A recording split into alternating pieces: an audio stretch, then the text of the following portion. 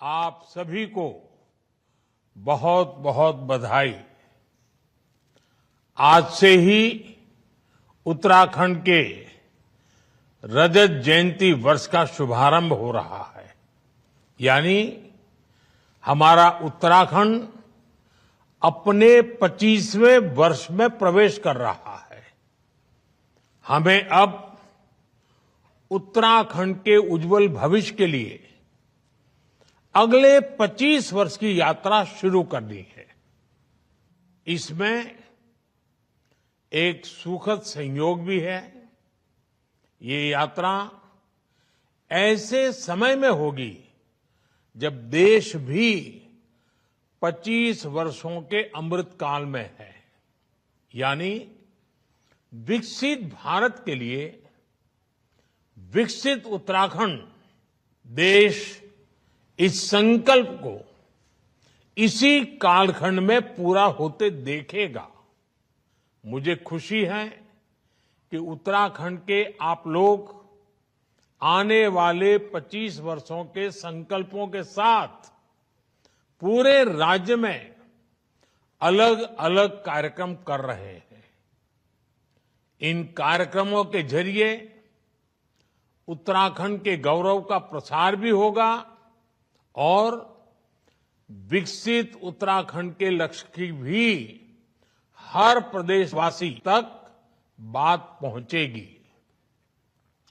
मैं आप सभी को इस महत्वपूर्ण अवसर पर और ये महत्वपूर्ण संकल्प के लिए अपनी शुभकामनाएं देता हूं।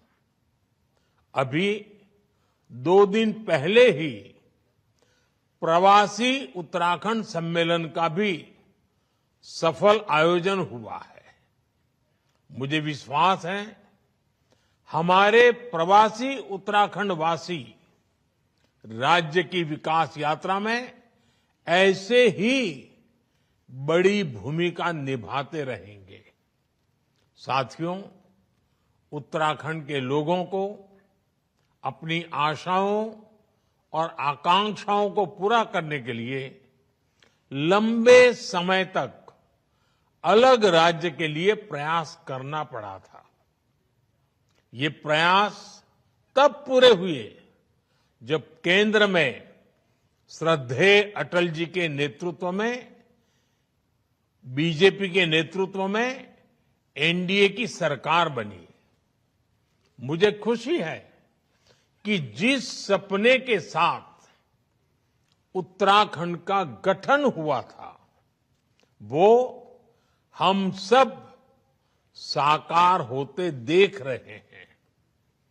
देवभूमि उत्तराखंड ने हम सभी को, भाजपा को हमेशा खूब सारा प्यार दिया है, अपनत्व दिया है।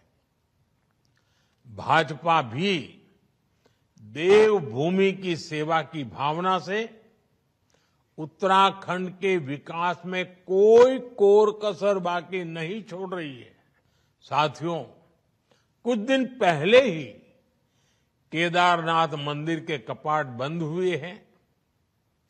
कुछ साल पहले बाबा केदार के दर्शन के बाद उनके चरणों में बैठकर मैंने बड़े विश्वास से कहा था कि ये दशक उत्तराखंड का दशक होगा। बीते वर्षों में उत्तराखंड ने मेरे इस विश्वास को सही साबित किया है। आज उत्तराखंड विकास के नए रिकॉर्ड बना रहा है, नए कीर्तिमान गढ़ रहा है। पिछले साल के सस्टेनेबल डेवलपमेंट गोल्स इंडेक्स में उत्तराखंड को पहला स्थान प्राप्त हुआ है। ईज ऑफ डूइंग बिजनेस में राज्य को अचीवर्स और स्टार्टअप रैंकिंग में लीडर्स की कैटेगरी में रखा गया है। पिछले 1.5-2 वर्षों में उत्तराखंड की राज्य विकास दर में 1.25 गुना से ज्यादा की बढ़ोतरी हुई है। इस साल जीएसटी कलेक्शन में भी 14% का उछाल आया है। 2014 में उत्तराखंड में प्रति व्यक्ति आय करीब 1.25 लाख रुपये सालाना थी, जो आज बढ़कर 2,60,000 रुपये हो चुकी है। 2014 में उत्तराखंड राज्य का सकल घरेलू उत्पाद यानी स्टेट की जीडीपी 1,50,000 करोड़ के आसपास थी। अब ये बढ़कर करीब 3,50,000 करोड़ रुपए हो गई है। ये आंकड़े बताते हैं कि उत्तराखंड में कैसे युवाओं के लिए नए अवसर पैदा हो रहे हैं, कैसे यहां औद्योगिक तरक्की हो रही है। सरकार के प्रयास से उत्तराखंड के लोगों का, विशेषकर राज्य की हमारी माताओं, बहनों, बेटियों का जीवन भी आसान बन रहा है। उत्तराखंड में 2014 से पहले 5% से कम घरों में नल से जल आता था। आज ये बढ़कर करीब 96% से ज्यादा अधिक हो चुका है। करीब 100% की तरफ आगे बढ़ रहे हैं। 2014 से पहले उत्तराखंड में सिर्फ 6,000 किलोमीटर की पीएम ग्राम सड़क बनी थी। 6,000 किलोमीटर। आज इन सड़कों की लंबाई बढ़कर 20,000 किलोमीटर से ज्यादा हो गई है। और मुझे मालूम है पहाड़ों में सड़कें बनाना कितना बड़ा कठिन काम होता है और कितनी बड़ी जरूरत होती है। उत्तराखंड में लाखों शौचालयों का निर्माण करके, हर घर बिजली पहुंचाकर, उज्ज्वला योजना के तहत लाखों गैस कनेक्शन देकर, आयुष्मान योजना के तहत मुफ्त इलाज की सुविधा देकर हमारी सरकार हर वर्ग, हर आयु के लोगों की साथी बनकर काम कर रही है। साथियों, डबल इंजन की सरकार का अर्थ क्या होता है, ये भी हम उत्तराखंड में देखते हैं। उत्तराखंड को केंद्र से पहले जो अनुदान मिलता था, वो आज करीब 2 गुना हो गया है। डबल इंजन की सरकार में ही उत्तराखंड को एम्स के सैटेलाइट सेंटर की सौगात मिली। इसी दौरान देश का पहला drone application research centre Dehradun में खोला गया। उधमसिंह नगर में स्मार्ट इंडस्ट्रियल टाउनशिप बनाने की योजना है। आज उत्तराखंड में केंद्र सरकार के 2 लाख करोड़ रुपए के प्रोजेक्ट्स चल रहे हैं। कनेक्टिविटी से जुड़े प्रोजेक्ट्स को तेज गति से पूरा किया जा रहा है। ऋषिकेश, कर्णप्रयाग रेल परियोजना को 2026 तक पूरा करने की तैयारी है। उत्तराखंड के 11 स्टेशनों को अमृत स्टेशनों के रूप में विकसित किया जा रहा है। देहरादून दिल्ली एक्सप्रेसवे के पूरा होने के बाद दोनों शहरों की दूरी 2.5 घंटे में तय कर ली जाएगी। यानी एक तरह से उत्तराखंड में विकास का महायज्ञ चल रहा है, जो इस देवभूमि की गरिमा को भी बढ़ा रहा है। इससे पहाड़ों पर होने वाले पलायन पर भी रोक लगी है। साथियों, हमारी सरकार विकास के साथ विरासत को भी सहेजने में जुटी है। देवभूमि की संस्कृति के अनुरूप केदारनाथ धाम का भव्य और दिव्य पुनर्निर्माण किया जा रहा है। बद्रीनाथ धाम में विकास कार्य तेज गति से आगे बढ़ रहे हैं। मानसखंड मंदिर माला मिशन के तहत पहले चरण में 16 पौराणिक मंदिर क्षेत्रों को विकसित किया जा रहा है। ऑल वेदर रोड से 4 धाम यात्रा को सुगम किया है। पर्वतमाला परियोजना के तहत यहां के धार्मिक और पर्यटन स्थलों को रोपवे से जोड़ा जा रहा है। मुझे याद है, जब मैं मणा गांव गया था, मैंने वहां बॉर्डर पर अपने भाई बहनों का अपार स्नेह देखा था। माणा गांव से ही वाइब्रेंट विलेज प्रोग्राम की शुरुआत की गई थी। हमारी सरकार बॉर्डर किनारे के गांवों को आखिरी गांव नहीं, बल्कि देश का प्रथम गांव मानती है। आज इस प्रोग्राम के तहत उत्तराखंड में करीब 50 गांवों का विकास किया जा रहा है। ऐसे ही प्रयासों का परिणाम है कि उत्तराखंड में पर्यटन से जुड़े अवसरों को नई गति मिल रही है। और पर्यटन बढ़ने का मतलब है उत्तराखंड के युवाओं को ज्यादा से ज्यादा रोजगार। अभी कुछ सप्ताह पहले की ही रिपोर्ट है कि इस साल उत्तराखंड में करीब 6 करोड़ पर्यटक और श्रद्धालु पहुंचे हैं।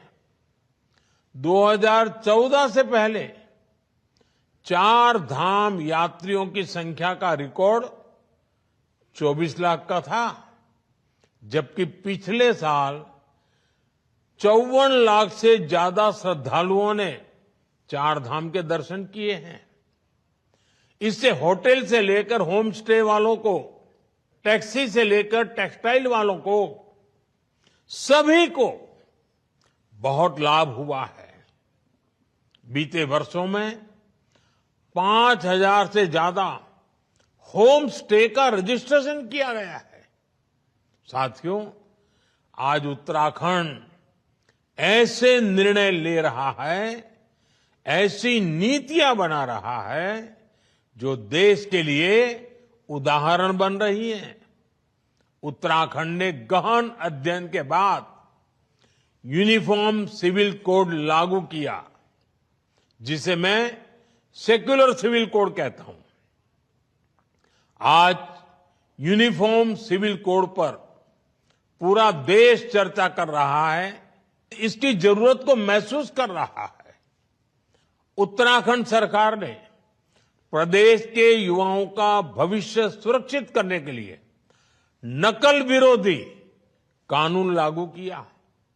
उत्तराखंड में नकल माफिया पर सख्त कार्रवाई की गई है। अब प्रदेश में पूरी पारदर्शिता और समय से भर्तियां हो रही हैं। ऐसे कितने ही कार्य हैं जिनमें उत्तराखंड की सफलता दूसरे राज्यों के लिए उदाहरण बन रही है। साथियों, आज 9 नवंबर है। 9 का अंक बहुत ही शुभ माना जाता है, शक्ति का प्रतीक होता है।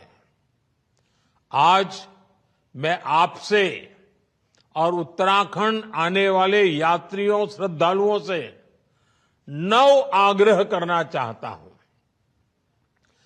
5 आग्रह उत्तराखंड के लोगों से और 4 आग्रह यात्रियों, श्रद्धालुओं से। इस दिशा में जितनी तेजी से काम करेगा, उतना ही हम क्लाइमेट चेंज की चुनौती से लड़ पाएंगे। उत्तराखंड में तो नौलों धारों की पूजा की परंपरा है। आप सभी नदी नौलों का संरक्षण करें, पानी की स्वच्छता को बढ़ाने वाले अभियानों को गति दें, ये मेरा आपसे तीसरा आग्रह है।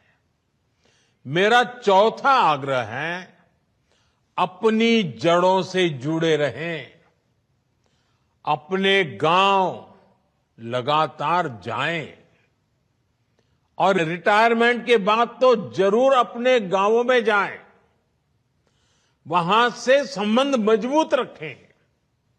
उत्तराखंड के लोगों से मेरा पांचवा आग्रह है, अपने गांव के पुराने घरों, जिन्हें आप तीवरी वाले घर कहते हैं, उन्हें भी बचाएं, इन घरों को भूले नहीं। इन्हें आप होम स्टे बनाकर अपनी आय बढ़ाने का साधन बना सकते हैं। साथियों, उत्तराखंड आने वाले पर्यटकों की संख्या हर साल बढ़ रही है और देश के कोने कोने से आते हैं, विदेशों से आते हैं। मैं आज सभी पर्यटकों से भी 4 आग्रह करूंगा। पहला आग्रह है, जब भी आप हिमालय की गोद में पहाड़ों पर घूमने जाएं, स्वच्छता को सर्वोपरि रखें। इस प्रण के साथ जाएं कि आप सिंगल यूज प्लास्टिक का इस्तेमाल नहीं करेंगे। दूसरा आग्रह है, वोकल फॉर लोकल के मंत्र को वहां भी याद रखें। आपकी यात्रा का जो खर्च होता है, उसमें से कम 5% स्थानीय लोगों के द्वारा उत्पादित किए गए प्रोडक्ट खरीदने में खर्च करें। तीसरा आग्रह है, पहाड़ पर जाएं तो वहां के ट्रैफिक नियमों का जरूर ध्यान रखें, सावधान रहें। हर किसी का जीवन अमूल्य है।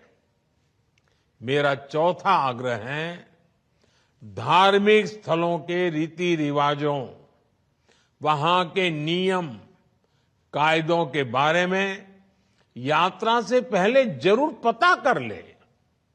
वहां की मर्यादा का जरूर ध्यान रखें। इसमें आपको उत्तराखंड के लोगों से बहुत मदद मिल सकती है। उत्तराखंड के लोगों से 5 और उत्तराखंड आने वाले लोगों से मेरे 4 आग्रह देवभूमि के विकास में, देवभूमि की पहचान को मजबूत करने में बड़ी भूमिका निभाएंगे। साथियों, हमें उत्तराखंड को प्रगति के पथ पर तेज रफ्तार से आगे बढ़ाना है। मुझे विश्वास है, हमारा उत्तराखंड राष्ट्र के संकल्पों को पूरा करने में इसी तरह महत्वपूर्ण योगदान देता रहेगा। मैं एक बार फिर उत्तराखंड स्थापना रजत जयंती वर्ष की आप सबको बहुत बहुत शुभकामनाएं देता हूं। बाबा केदार आप सभी के जीवन को मंगलमय बनाए। बहुत बहुत धन्यवाद।